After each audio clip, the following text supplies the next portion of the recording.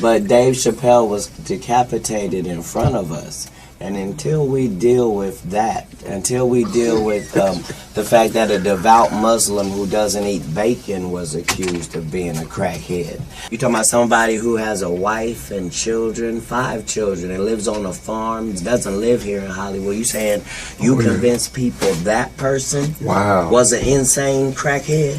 Wow. And he hasn't been on movies and TV for 8 years? Is that correct? Wow. Okay, then don't tell me about what you want to tell me about. I just watched you decapitate the king in front of me, and then act like he's supposed to catch up and be a regular comedian like everybody else. But no, he didn't go for that. That's not how it went. He was out there with us for 20 years. They called him Pilot Boy because he had 19 pilots in Hollywood, and everybody passed on him and said his show wasn't.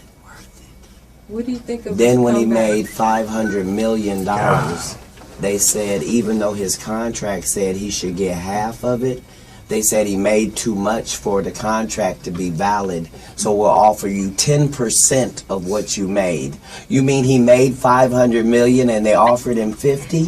Yes. And he said, what do you think my fans are going to say when they find out you offered me 10% of what I made you? And they said, your fans will believe that you're a crazy crackhead by the time you get home.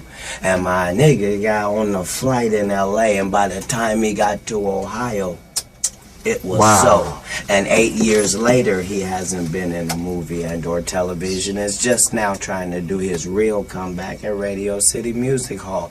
It bees like that sometimes.